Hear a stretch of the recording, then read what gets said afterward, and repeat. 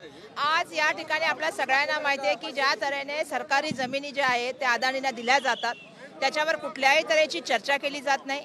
खरं तर कुर्ल्याच्या नागरिकांची मागणी आहे की कुर्ल्याची जी मदर डेअरी आहे त्या ठिकाणी जवळपास 1200 पेक्षा जास्त जे आहे ती झाडं आहेत, 120 वर्षापेक्षा जास्त जुनी वयाची असलेली झाडं आहेत आणि त्यामुळे तिथलं पर्यावरण जे आहे ते सांभाळण्याचं काम ती झाडं करत असतात। त्यामुळे मदर डेअरीमध्ये जे आहे ते त्या ठिकाणी पूर्णपणे जे आहे ते गार्डन निर्माण केलं पाहिजे। तिथल्या लोकांना, स्थानिकांना त्या ठिकाणी येण्या जाण्याचं व्यवस्थापन केलं गेलं पाहिजे। पण दुर्दैवाने त्या ठिकाणी ती पूर्ण जमीन जी आहे ते 25% रेडिडेटरला म्हणजे मोफत जी आहे मोक्याच्या जागा या अदानीला देण्याचा निर्णय झाला आणि त्याच्यामुळे मोठ्या प्रमाणामध्ये आज पर्यावरणाचं आपण बघतोय। मुंबईमध्ये आज प्रदूषणाचा सगळ्यात मोठा प्रश्न निर्माण झालेला आहे। मुंबई आता दिल्लीसारखी व्हायला लागली आहे। अशा वेळेला पर्यावरण वाढवण्यासाठी झाडं लावण्याचं काम केलं गेलं पाहिजे। पण दुर्दैवाने आम्ही बघतोय की कुर्ला डेअरीमध्ये त्या ठिकाणी झाडं कापण्याचं काम सुरू आहे आणि कोणासाठी सुरू आहे? फक्त अदानींसाठी सुरू आहे। जेव्हा की धारावी पुनर्वसनाच्या नावाखाली लोकांना इथं शिफ्ट करणार अशा गोष्टी बोलत असताना धारावीच्या तर लोकांचं म्हणणं आहे की आम्हाला धारावीतच घर मिळालं पाहिजे। मग या जमिनी कोणासाठी घेण्याचं काम चाललेलं आहे आणि या पूर्णपणे सरकारी जमिनी मुफ्तमध्ये द्यायच्या आणि त्या ठिकाणी पर्यावरणाचा ऱ्हास करायचा ही जी भूमिका राज्य सरकारची आणि केंद्र सरकारची त्याचा या ठिकाणी आम्ही निषेध करण्यासाठी आलेलो आहोत। कुर्ल्याची मंडळी आहे ती बिचारी लोक चळवळीच्या माध्यमातून सातत्याने या प्रश्नाला मांडतायत। खरं तर इथले आमदार कुठे आहेत मला माहित नाही, पण आमदारांनी सुद्धा त्यांना वचन दिलं होतं की आम्ही तुमच्याबरोबर येऊ आणि ही जमीन जी आहे ती कुर्ल्याकरांची आहे, ती कुर्ल्याकरांना मिळाली पाहिजे। इथे पर्यावरणासाठी दृष्टिकोनातून इथे पार्क झालं पाहिजे आणि ज्या सोयी सुविधा उपलब्ध करून गेल्या पाहिजे त्या देण्याचं काम आम्ही करू, पण ते झालं नाही।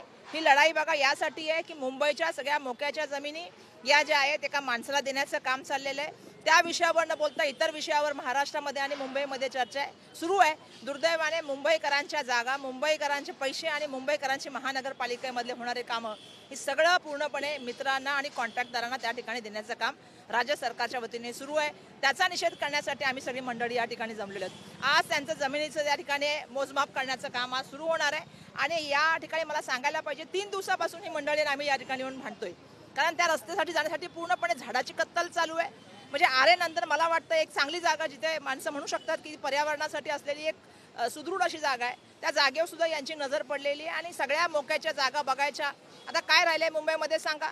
कोणी चर्चाच करत नाही। सॉल्ट प्लॅन्ट लँड गेल्या, डम्पिंग ग्राउंड गेले, गार्डन चालल्या, डेऱ्या चालल्यात, कोणाला चालल्यात? एका व्यक्तीला चालल्यात आणि कशासाठी चालल्यात? म्हणजे गरिबांची आणि सर्वसामान्य माणसांची घरं खाली करायची आणि एका श्रीमंत आणि धनिक माणसाला जमिनी खाली करायच्या आणि एका श्रीमंत माणसाला द्यायची, ही जर भूमिका राज्य सरकारची आणि केंद्र सरकारची असेल तर त्याचा आम्ही सातत्याने निषेध करू। ही जमीन मुंबईकरांची आहे, ही जमीन कुर्ल्याकरांची आहे आणि ती कुर्ल्याकरांना मिळाली पाहिजे ही मागणी आम्ही या ठिकाणी करत आहोत। प्राथमिक चर्चा कोणाशी झाली आहे का या सर्व संदर्भात? सातत्याने आम्ही या बोलतोय। त्यांनी सांगितलं होतं की आम्ही त्या तत्कालीन मुख्यमंत्री एकनाथ शिंदे साहेबांशी बोललेलो आहोत।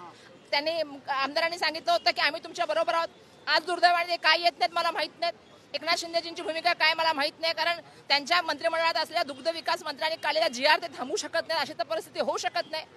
पण तुम्ही राजकारत्यांचा आवाज बंद करू शकता, सर्वसामान्यांचा आवाज नाही बंद करू शकत, मुंबईकरांचा आवाज नाही बंद करू शकत, कुर्ल्याकरांचा आवाज बंद नाही करू शकत। लोक चळवळ आहे ही। लोक उतरले त्याच मैदानामध्ये की आमचं गार्डन वाचवा, आमचं पर्यावरण वाचवा आणि आमची मोक्याची जागा वाचवा। ते काय म्हणत नाही तिथे काय आम्हाला बिल्डिंग बांधून द्या, ते म्हणतात की तिथे गार्डन डेव्हलप करा, तिथे पर्यावरणासाठी असलेली झाडांचं, कारण तुम्ही तिथं बघा आंब्याची झाडं आहेत, फणसाची झाडं आहेत, म्हणजे सगळी जुनी जुनी झाडं आहेत की वयाची झाडं तुम्ही तोडणार, कोणासाठी तोडणार? एक झाड तोडायचं म्हटलं तर इतके गुन्हे लागतात, पण अडाणींना कुठलाही गुन्हा होत नाही। अडाणींना सगळ्या जमिनी मुफ्त आणि या मुंबईकराचे जे सगळ्यात महत्त्वाची गोष्ट आहे त्यांच्या सगळ्या सार्वजनिक प्रॉपर्टीवर जी आहे त्यांची नजर आलेली आहे आणि त्या प्रॉपर्टी कशा दिल्या जाते, कशा राज्य सरकार पोलिसांचं बघा। 2 दिवसापूर्वी आम्ही आलो या ठिकाणी त्या पोलिसांचं बघा। म्हणजे सगळ्या सरकारी यंत्रणेचा दबाव त्या ठिकाणी चालू आहे। कधी जाऊन धारावीला पण बघा, काल परवा आम्ही तिथे आंदोलन केलेलं आहे। जे सर्वेला लोक येतात त्यांच्याबरोबर 15-15 पोलीस असतात। माझा प्रश्न असा आहे की धमकवण्याचं काम कशासाठी चाललेलं आहे, लोकांना घाबरवण्याचं काम कशासाठी चाललेलं आहे? तुम्हाला वाटत असेल की लोक घाबरतील तर लोक कोणाला घाबरत नाहीत। जर लोक सरकार बनवू शकतात तर सरकार खाली खेचू शकतात।